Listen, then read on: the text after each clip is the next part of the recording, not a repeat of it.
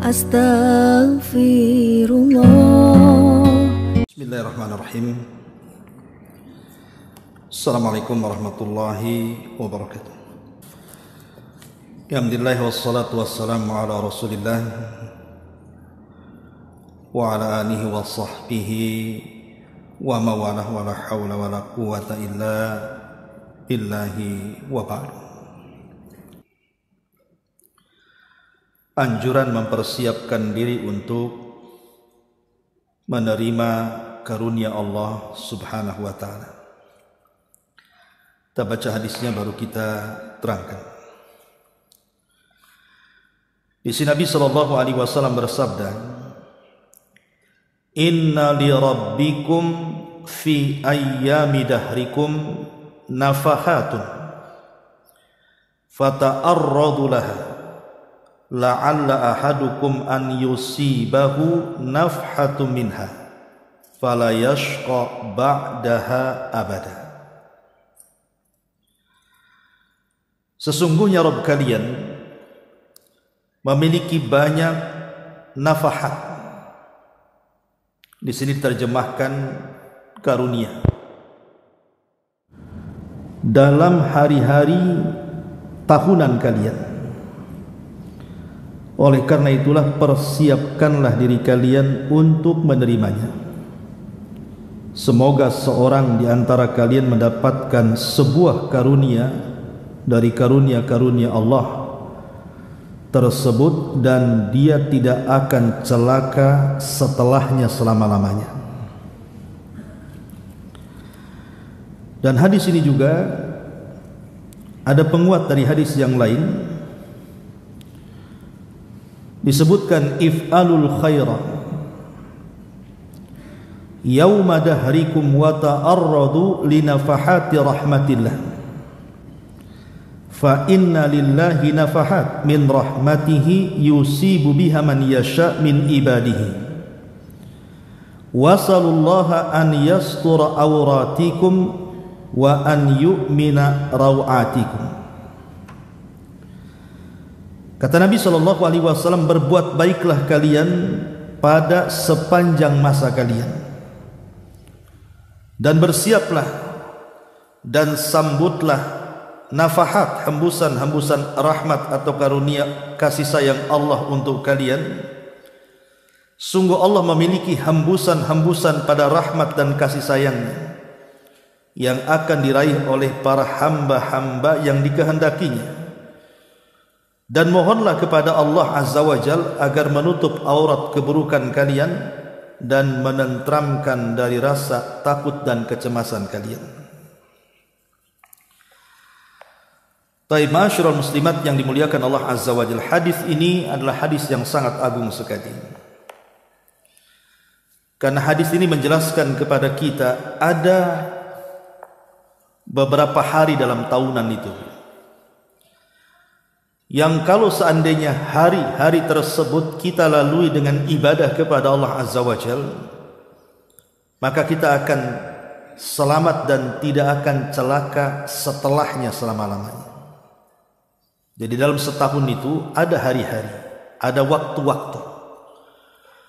Kalau kita bertepatan dengan hari-hari dan waktu itu untuk beribadah kepada Allah Subhanahu wa taala, maka bisa saja itu menyelamatkan kehidupan kita, dunia kita dan akhirat kita, dan kita tidak akan celaka.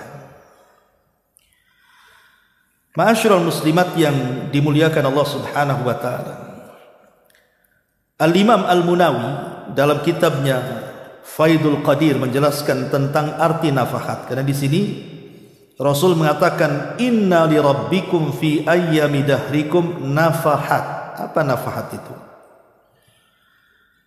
Beliau mengatakan bahwa yang dimaksud nafahat adalah ilham yang memberikan semangat kepada seseorang untuk mendekatkan diri kepada Allah Subhanahu wa taala, yang diberikan kepada siapa saja di antara hamba-hamba Allah yang Allah kehendaki.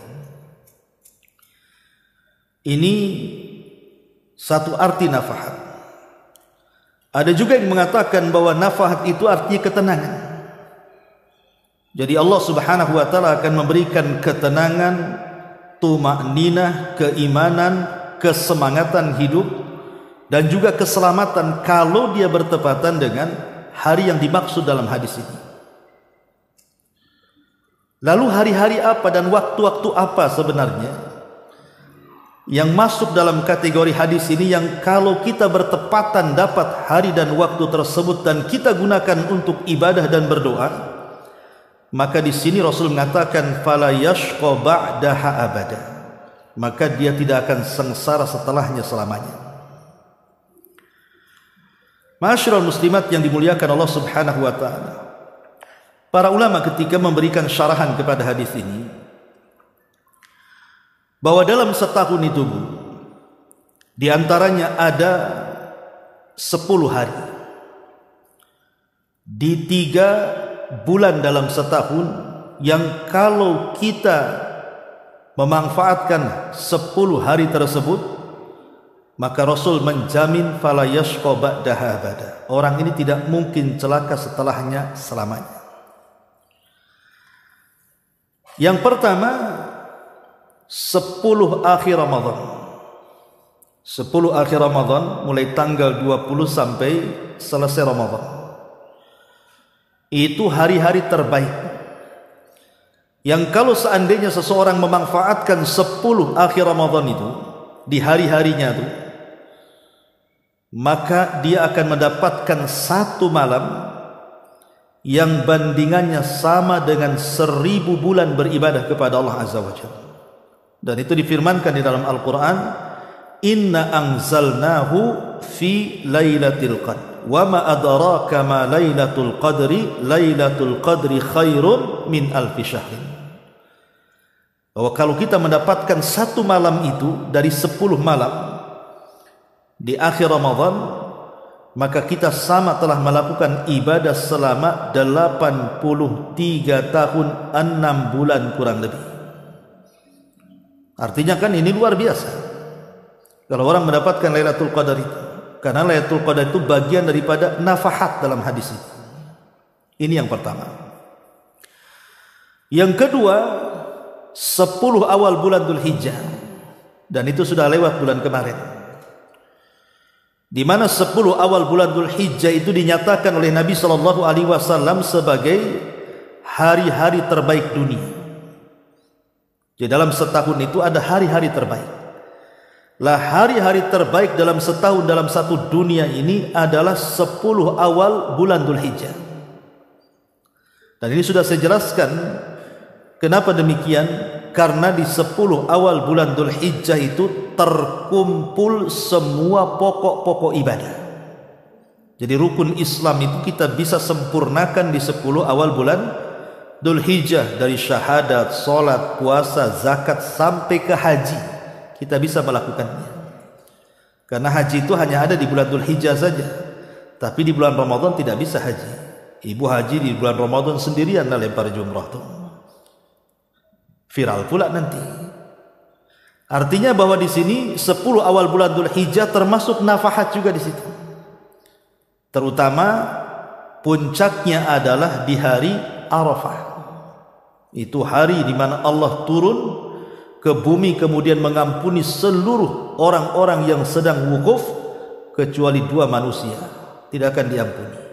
Pertama, orang yang melakukan kesyirikan, dan yang kedua, orang yang menanamkan kedengkian. Ini yang kedua. Kemudian yang ketiga, 10 awal bulan Muharram. Nah, kita sekarang berada di bulan Muharram, tapi sudah lewatnya 10-nya. Jadi 10 awal bulan Muharram dari tanggal 1 sampai tanggal 10 itu hari-hari yang sangat istimewa. Dan di situ kita disunnahkan untuk berpuasa. Bukan hanya 10 awal sebenarnya puasa itu. Puasa bulan Muharram itu dari tanggal 1 sampai selesai Muharram itu disunnahkan puasa mutlak. Puasa mutlak itu ya puasa saja karena Allah. Dia bukan Senin Kemis, dia bukan puasa Daud, dia bukan Ayamul Bid, namanya puasa mutlak. Ya ibu tiap hari puasa, diniatkan karena Allah Subhanahu wa taala, tapi jangan difulkan 1 bulan. Umpamanya berhenti di tanggal 27 atau di tanggal 26. Yang jelas jangan dihabiskan 1 bulan karena tidak boleh mirip dengan Ramadan. Nggak boleh sama dengan Ramadan. Ramadan kan full 1 bulan tuh. Kalau puasa mutlak di bulan Muharram itu boleh tiap hari puasa, tapi jangan difulkan. Nah, itu namanya puasa mutlak. Dan puasa mutlak ini keutamaannya luar biasa. Nabi SAW sampai mengatakan, man shoma yauman fi sabilillah ba'adallahu wajhahu anin nari sab'ina kharifah. Barang siapa yang berpuasa 1 hari saja karena Allah, maka wajah dia dengan api neraka akan dijauhkan selama 70 tahun perjalanan atau 70 musim perjalanan. Maka ini masih ada kesempatan nih. Sekarang kan masih bulan Muharram ya. Jadi ibu yang memang disukakan dengan puasa, ya kan tidak semua orang itu digemarkan puasa, dicandukan dengan puasa. Ada juga yang laparan tidak bisa puasa bu ya. Tapi ada orang-orang itu yang suka puasa, terutama yang mungkin suaminya nggak ada di rumah, kerjanya jauh, tidak pulang-pulang kan gitu ya. Ngapain juga kalau nggak puasa? Maka buatlah puasa mutlak. Pamannya ibu sudah puasa Senin Kemis, sudah puasa Daud, puasa Ayyamul Bid, ingin nambah, tambahlah puasa mutlak, puasa tiap hari. Niatnya apa Ustaz? Ya niatnya puasa mutlak, puasa karena Allah niatnya. Sebagaimana hadis tadi, barang siapa yang berpuasa karena Allah 1 hari saja, maka Allah akan jauhkan wajah dia dari api neraka sejauh 70 musim atau 70 tahun perjalanan. Luar biasa itu, 1 hari puasa saja dijauhkan dari neraka. Nah ini hari-hari terbaik juga, 10 bulan Muharram terutama di 10 awalnya. Nah ini juga diantaranya masuk dalam hadis Nabi SAW, inna li rabbikum fi ayyami dahrikum nafahat. Sesungguhnya Rabb kalian memiliki banyak karunia dalam hari-hari tahunan kalian. Salah satunya tadi 10 akhir Ramadan, 10 awal bulan Dzulhijjah, kemudian 10 awal bulan Muharram. Termasuk di dalamnya adalah hari-hari di bulan Sya'ban. Hari-hari di bulan Sya'ban. Imam Ibnu Qayyim rahimahullahu taala mengatakan ketika berbicara soal bulan Sya'ban. Bulan Sya'ban itu bulan sebelum Ramadan. Sya'ban, Ramadan, Syawal, baru Dzulqa'dah, Dzulhijjah, dan sekarang masuk tahun baru Muharram. Lah bulan Sya'ban itu adalah bulan di mana kita diangkat amalan kita setiap hari. Kan Allah mengangkat amal itu kan ada yang sifatnya harian, ada yang sifatnya pekanan, ada yang sifatnya tahunan. Adapun harian, kapan Allah mengangkat amalan kita? Di 2 waktu. Pertama saat manusia sedang sholat fajar, yang kedua saat manusia sedang sholat asar. Disitulah amalan kita diangkat. Karena Allah Subhanahu wa taala memberikan tugas kepada para malaikat-malaikat pencatat kebaikan itu, setiap hari disuruh mencatat kebaikan kita di siang hari dan di malam hari. Lah pertemuan 2 malaikat itu terjadi di 2 sholat ini, sholat fajar dan sholat asar. Jadi malaikat yang shiftnya siang itu mencatat kebaikan kita di siang hari, mulai dari subuh sampai asar itu ibu ngapain aja? Oh, ibu baca Quran, dicatat baca Quran. Silaturahim dicatat silaturahim. Birrul walidain dicatat birrul walidain. Zikir dicatat zikir, dan begitu seterusnya. Nanti saat manusia sedang sholat asar, malaikat yang mencatat itu naik dan menghadap Allah, memberitahu amalan kita di siang itu. Lah di waktu yang sama ketika malaikat yang mencatat kebaikan di siang hari naik, maka malaikat yang mencatat kebaikan di malam hari turun. Di waktu manusia sedang sholat asar juga. Makanya kenapa sholat subuh dan asar itu memiliki 2 pahala, Bu? Kalau ibu lakukan tepat waktu. Pahala yang pertama karena dicatat oleh malaikat malam, pahala kedua karena dicatat oleh malaikat siang. Tapi kalau selain daripada fajar dan asar itu cuma 1 dicatat, zuhur cuma dicatat malaikat siang saja ya. Kemudian Maghrib cuma dicatat malaikat malam saja. Isya juga sama. Tapi kalau fajar itu dua yang mencatat tuh. Malaikat siang mencatat kita sedang sholat subuh, malaikat malam pun sebelum naik mencatat kita sedang sholat subuh. Jadi dua catatan kita dapat. Makanya kenapa Nabi SAW mewanti-wanti, Bu, jangan remehkan dua waktu sholat ini. Kata Rasul, man hafadha ala baradaini dakhalal jannah. Siapa yang menjaga dua barad, maksudnya sholat asar dan sholat subuh, maka dijamin masuk surga. Dari sini Nabi SAW menjamin sesiapa yang menjaga dua solat ini maka ada jaminan masuk surga. Kenapa sedemikian besar? Kan solat itu 5 waktu. Karena fajar dan asar ini masuk dalam kategori solat wusta, yang Allah katakan hafidhu ala salawati was salatil wusta. Jaga oleh kalian solat yang 5 waktu, terutama solat wusta.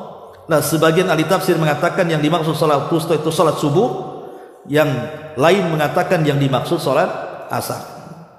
Ini catatan amal yang sifatnya harian yang diangkat itu. Ada catatan amal itu yang sifatnya pekanan, dan itu ada di 2 hari. Pertama hari Senin, yang kedua hari Kamis. Makanya di situ disunnahkan puasa Senin Kamis. Karena di 2 hari itu Allah angkat. Tetapi ada pengecualian dalam hadis itu, diangkatnya amalan ini dan dikecualikan ada orang-orang yang tidak diangkat amalan hari itu 2 manusia. Pertama, orang yang menyekutukan Allah Subhanahu wa taala tidak akan diangkat amalannya. Yang kedua, orang yang bertengkar. Mungkin ibu tidak akur dengan suami, tidak akur dengan anak, tidak akur dengan saudara, tidak akur dengan orang tua, tidak akur dengan tetangga gitu ya. Maka walaupun ibu puasa Senin Kamis, kalau tidak akur masih ada kedengkian dalam hati ibu itu, tidak akan diangkat amalannya. Karena nas hadisnya seperti itu. Ya. Lah baru di bulan Sya'ban itu setiap hari selama 1 bulan.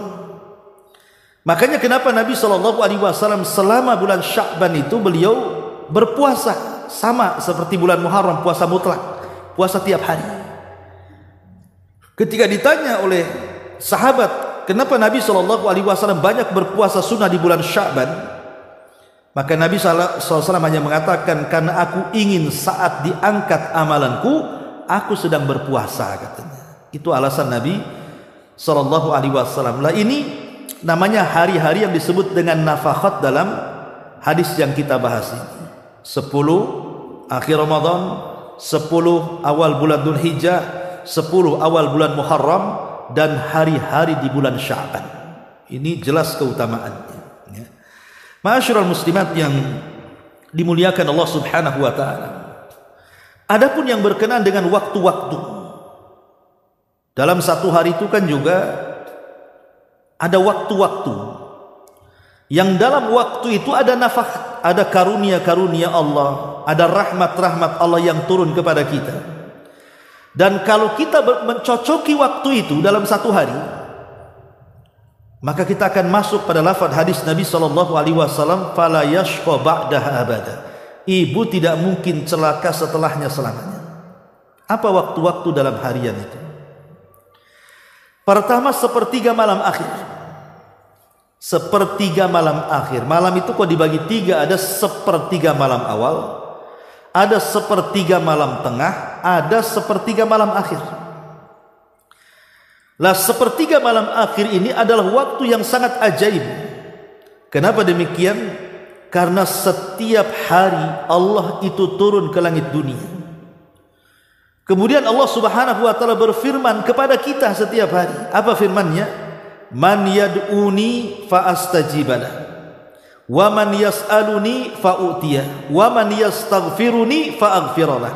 Siapa yang berdoa ku kabulkan, siapa yang minta ku beri permintaannya, siapa yang minta ampun ku ampuni dosa-dosanya. Subhanallah, 3 perkara. Kalau kita bisa bangkit di sepertiga malam akhir, maka kita ada kesempatan meraih 3 perkara ini. Mendapatkan pengabulan doa, diberikan seluruh permintaan dan diampuni dosa-dosanya. Kurang apa lagi? Dan ini setiap hari, bukan seminggu sekali, tidak setiap hari. Makanya para ulama itu mengajarkan kepada kita, kalau kita banyak masalah, dirundung dengan banyak masalah apa aja lah, masalah ekonomi, kesehatan atau apa kan itu, maka biasakan bangun di sepertiga malam akhir, minta masalahnya diselesaikan, karena saat itu Allah sedang turun menemui hambanya. Artinya Allah subhanahu wa ta'ala setiap sepertiga malam dalam setiap hari itu mengundang kita. Kita diundang oleh Allah subhanahu wa ta'ala juga untuk hadir di sepertiga malam itu, kemudian berdoa, meminta dan minta ampun. Tetapi betapa banyak orang-orang yang lalai dari sepertiga malam akhir ini, karena memang itu waktu-waktunya orang pulas-pulasnya tidur masalahnya. Dan di waktu itu setan memang sedang mengikat tengkuk kita, dan setan akan membaca mantra di tengkuk kita, nim naumatan tawilah, tidur malam masih panjang katanya. Itu sepertiga malam tuh setan tuh bisik-bisikan kayak gitu tuh. Akhirnya alarmnya bangun, ibu juga bangun, tapi untuk mematikan alarm saja. Habis itu tidur lagi, atau numpang kencing balik lagi. Padahal sebenarnya Bu, menghidupkan sepertiga malam itu kan tidak harus dari jam 2 sampai subuh.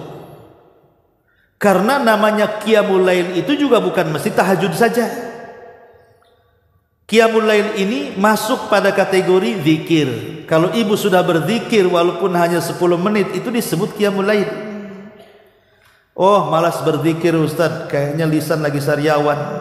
Wudu, ibu bangun tidur, wudu. Habis wudu tidur lagi. Berarti ibu sudah Qiyamul Lail itu, walaupun hanya sekedar mengambil wudu. Atau mungkin baca Quran, walaupun mungkin satu surat pendek ibu baca, bisa tidur lagi umpamanya. Ya, tapi tentunya kalau ibu bisa mengumpulkan semuanya dan menghidupkan malam itu dengan semua ibadah, itulah sempurnalah ibu. Ibu yang juga tahajud di situ, baca Quran di situ, zikir di situ, sedekah di situ.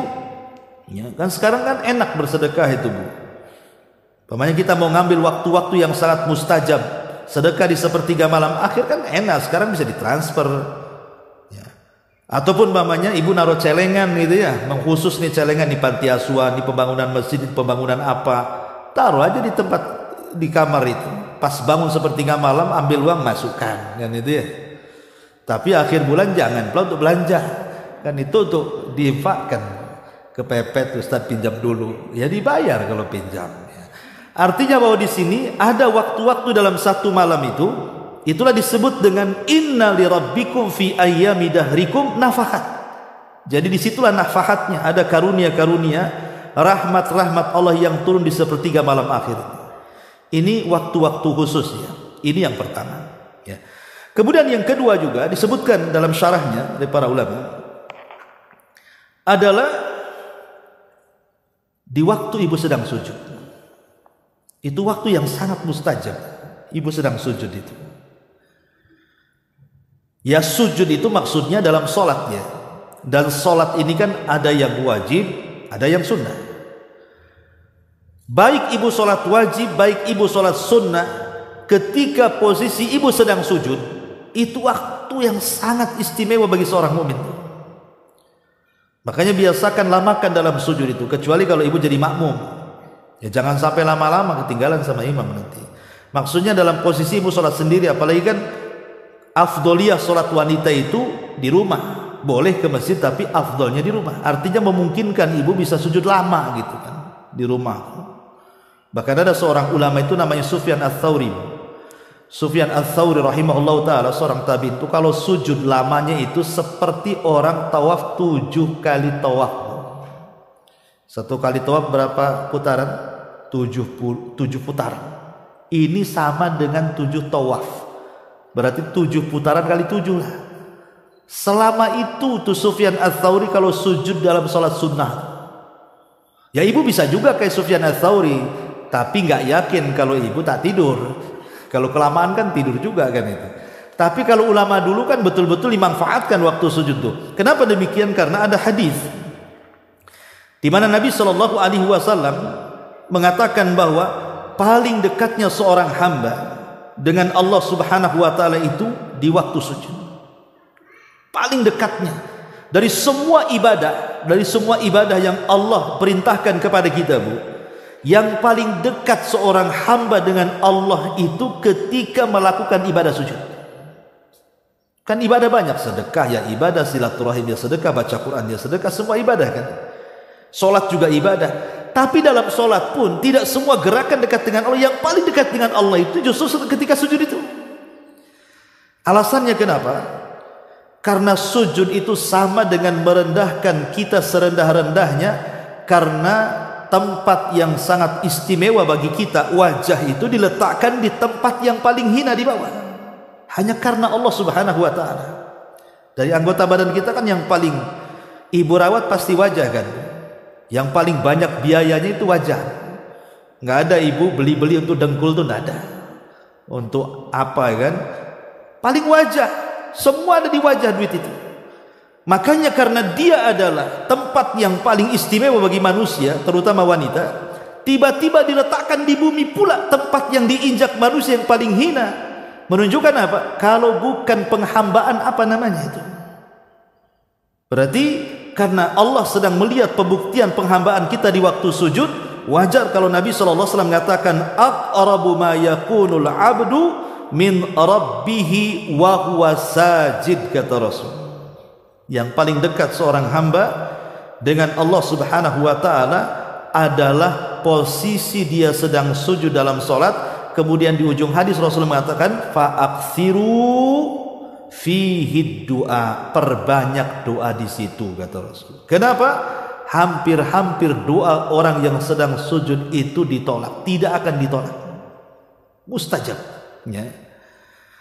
Ma'asyiral muslimat yang dimuliakan Allah Azza wa Jalla, apalagi sujud sendiri, Bu, itu alamat daripada alamat-alamat yang akan menyelamatkan seseorang dari api neraka. Karena satu-satunya anggota badan kita dari kepala sampai kaki yang tidak akan disentuh api neraka itu cuman anggota sujud. Itu tidak akan disentuh api neraka.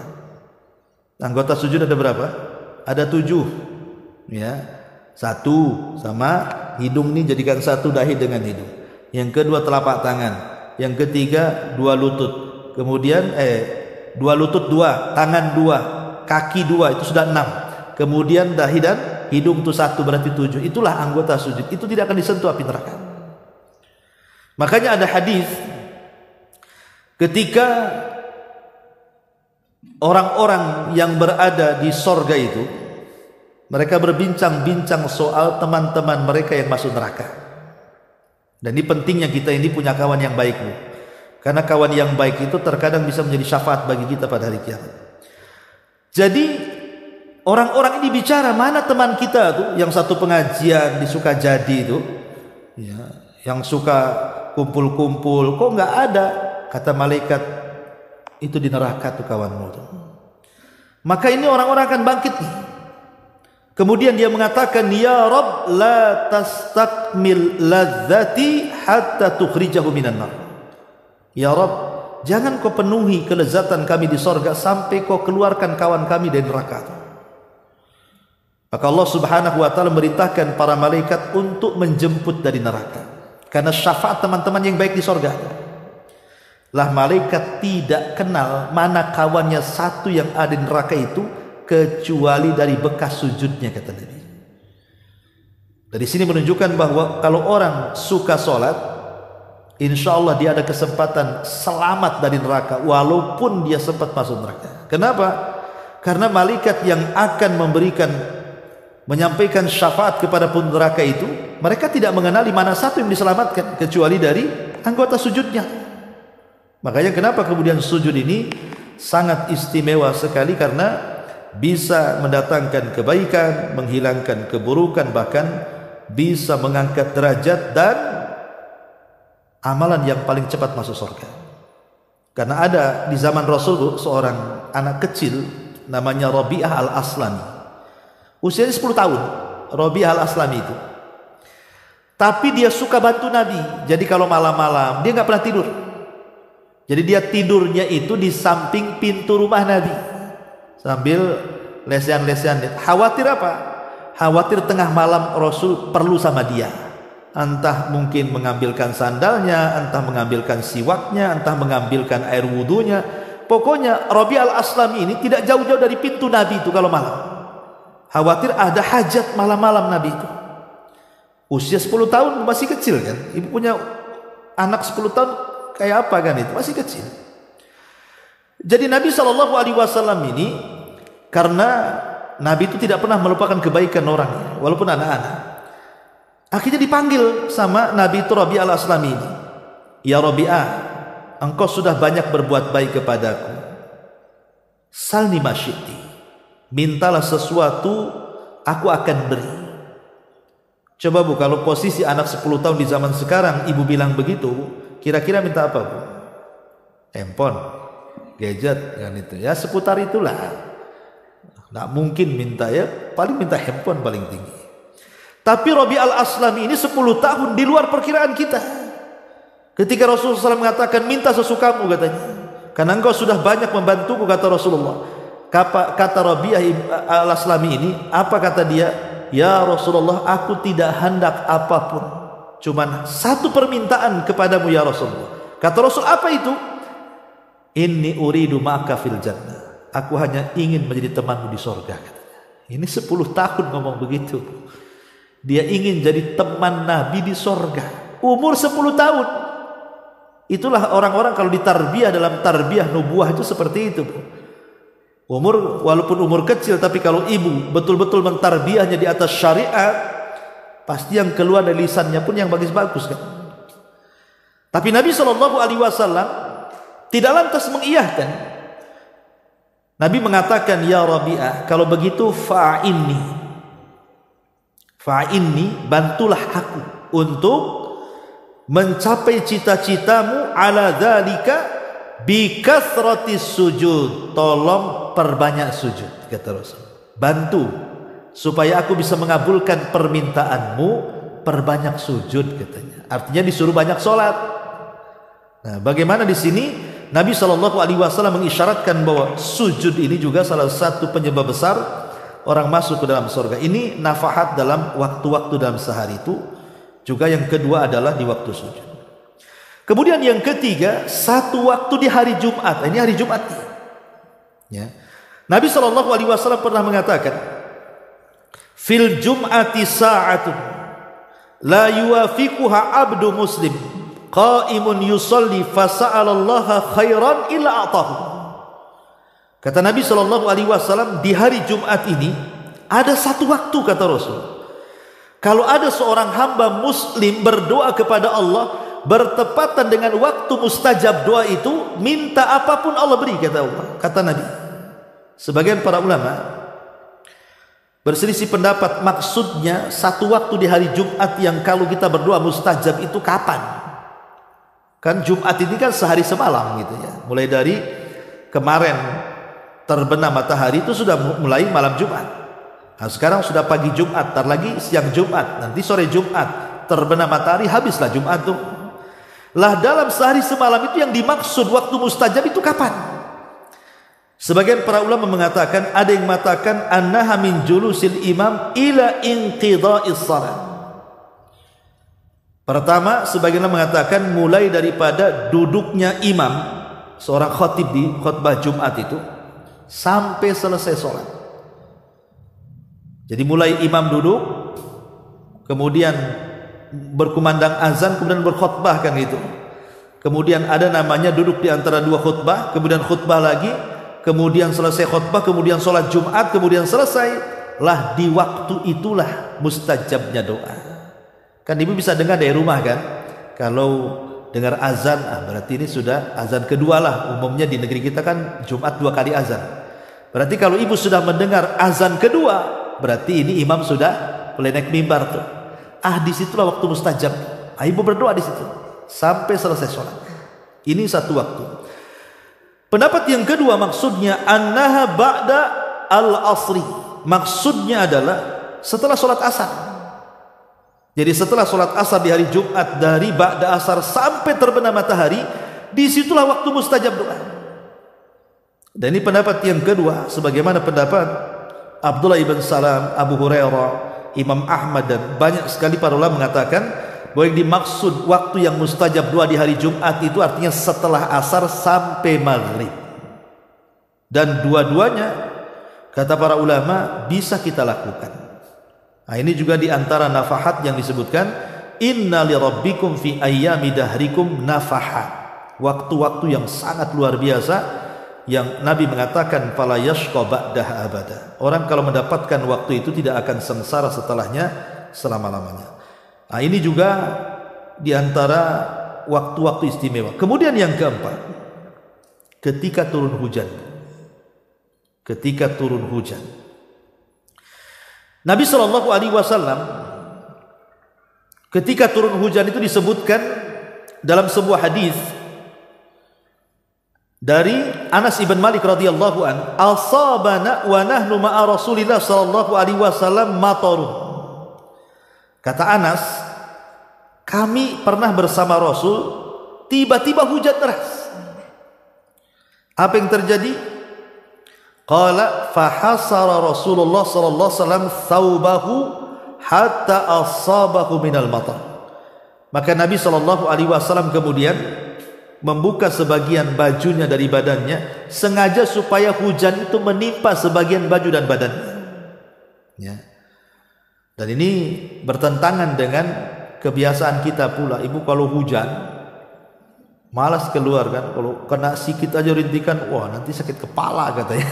Kan itu, karena didoktrin sakit kepala, nah itu ya, nanti kena rintik-rintik sedikit, harus cepat mandi, cepat basuh tuh kepalamu tuh, nanti sakit kepala, kan itu doktrin itu yang menyesatkan sebenarnya. Justru kalau seandainya kita hujan kemudian kena kepala kita, beruntung kita. Kenapa? Karena alasan Nabi SAW mengatakan apa? Kata Rasulullah ketika Anas bin Malik radhiyallahu anhu menceritakan seperti itu dan bertanya, lima sana'ta ya Rasul, kenapa kau melakukan seperti itu? Kata Rasul, li'annahu hadithu ahdin bi rabbih, karena itu awal Allah sedang mencucurkan rahmatnya, aku ingin mendapatkan rahmatnya. Ya. Jadi sekali-kali hujan-hujanan lah Bu. Ya. Masa takut sama air hujan? Ya kalaupun tidak hujan-hujanan, minimalnya adalah sebagian rintikan hujan itu terkenalah badan kita, entah tangan kita, entah kepala kita, entah bahkan ada sebagian para sahabat tuh sampai mengeluarkan kasur Bu, supaya sengaja dihujani itu, bayangkan. Itu ada sahabat yang melakukan seperti itu. Kalau ibu kan tidak. Kalau hujan, pakaian itu terbang kemana-mana, langsung sibuk tuh pakaian hujan-hujannya. Padahal biarkan saja sebenarnya. Justru pakaian kita dapat rahmat kan itu. Nanti besok ada pakaian lagi Ustaz gitu. Tapi sekarang nggak ada pakaian yang nggak kehujanan. Kenapa? Karena sudah dilondrikan. Nggak ada pakaian kehujanan, semua pakai laundry. Ya.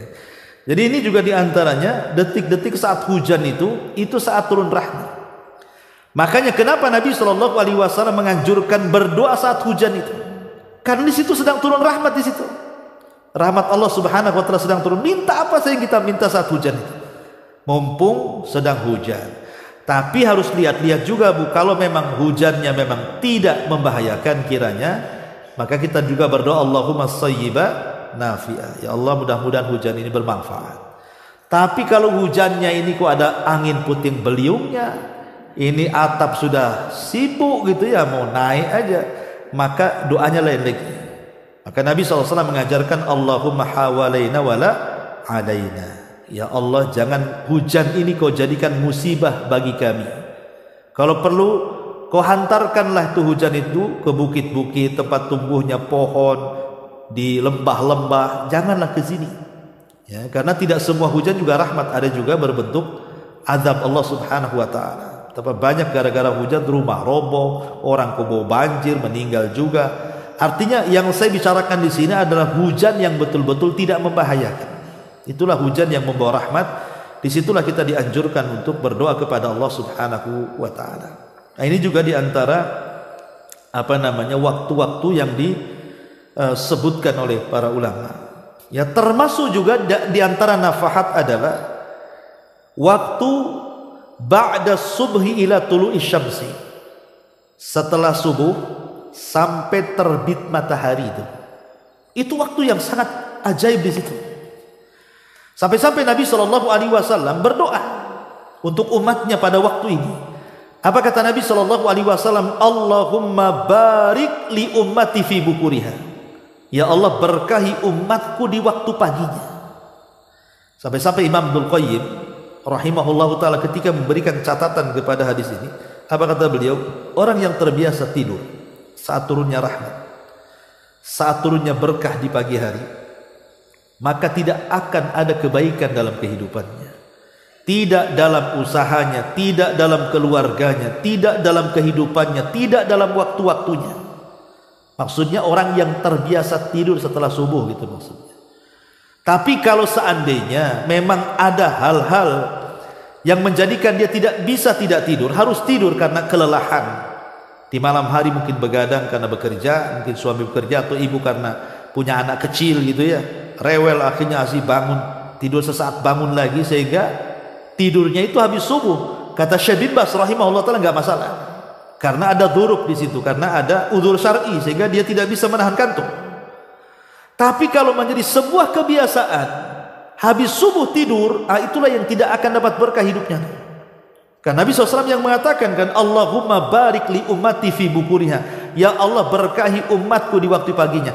Makanya kalau ibu lihat dalam hadis-hadis tentang wanita-wanita sahabiah di zaman sahabat itu, di zaman Rasul, yang sholat ke masjid berjamaah itu bu, ibu tidak akan dapati di waktu zuhur, waktu asar, waktu maghrib, waktu isya.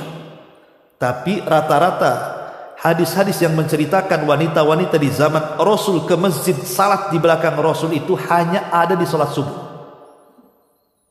Itu riwayat-riwayatnya ya. Rata-rata kalau menceritakan tentang wanita yang sholat ke masjid di belakang Rasul itu tidak ada di waktu selain subuh. Rata-rata riwayatnya semua di waktu subuh. Kenapa coba? Ke wanita-wanita di zaman Nabi SAW keluar berjalan kaki dari rumah ke masjid sholat di belakang Rasul hanya di sholat subuh. Itu bukan berarti di sholat lain tak boleh ke masjid, boleh. Cuman maksud saya kan riwayatnya hanya ada di sholat subuh gitu ya. Karena wanita-wanita sahabiah di zaman itu ingin mencari keberkahan waktu pagi sekalian olahraga. Jadi mereka jalan kaki dari rumah, kemudian setelah sholat subuh mereka pulang jalan kaki lagi, sehat ya. Kenapa? Karena di situ ada angin yang disebut dengan soba namanya. Kata Nabi SAW, nusirtu bis soba wa uhlikatil adu biddabur. Aku ditolong dengan angin pagi sebagaimana kaum Ad dihancurkan dengan angin sore. Artinya di situ ada angin. Makanya saya anjurkan kalau memang bu, waktu subuh itu tidak mendung, tidak hujan, cuaca bagus, maka bukalah jendela. Ya, buka pintu sedikit biar masuk angin soba ke dalam rumah tuh. Ini enggak, habis subuh bukan hanya jendela digembok, gorden ditutup lagi, udah gorden warna hitam lagi kan, ya gelap lagi lah bu. Akhirnya tidur lagi lah, nggak dapat berkah jadinya. Jadi harus pandai-pandai seorang muslim itu memanfaatkan di waktu ini, karena keberkahan itu turun di waktu itu. Sampai-sampai ulama memberikan contoh kan, dulu pernah saya ceritakan juga di sini, bagaimana berkahnya di waktu pagi itu, sampai ulama memberikan contoh dengan dua binatang tuh. Ya, pertama anjing, yang kedua kambing, sampai seperti itu. Maksudnya apa kambing dengan anjing itu? Maksudnya secara populasi bu, jumlah anjing itu bukan semakin banyak, tapi semakin punah. Tapi jumlah kambing itu walaupun menjadi sasaran korban, sasaran walimah, sasaran sate Madura, ya kan? Itu kan semua pakai kambing, nyembeli kambing. Sasaran orang akekah, hari-hari lo kambing itu disembeli.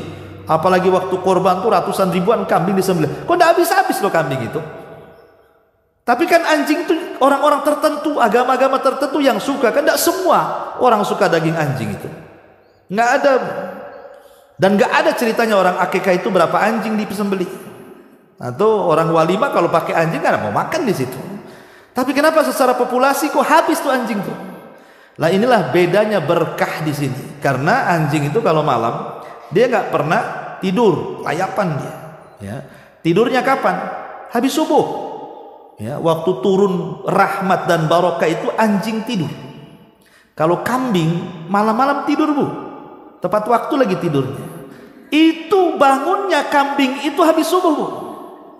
Habis subuh itu dia bangunlah, ketika berkah turun, kambing dah bangun. Makanya kenapa kemudian anjing itu populasinya musnah karena tidak diberkahi, kalau kambing itu populasinya makin banyak karena diberkahi, karena dia bangun di waktu sedang turun berkah. Ibu terserah mau jadi anjing atau kambing. Janganlah, Bu. Jadi manusia saja kan. Artinya di sini saya contohkan saja bahwa keberkahan di waktu pagi itu seperti itulah, itu masuk pada hadis Rasul, inna li rabbikum fi ayyami dahrikum nafahat. Itulah bagian daripada nafahat tadi, yang kalau kita mendapatkan waktu-waktu tadi atau hari-hari dalam setahun itu dan kita manfaatkan betul waktu dan hari-hari itu, maka masuk dalam kategori fala yashqa ba'daha abada, maka dia tidak akan sengsara setelahnya selamanya. Artinya dia akan masuk surga. Wallahu a'lam. Baik, sampai di sini.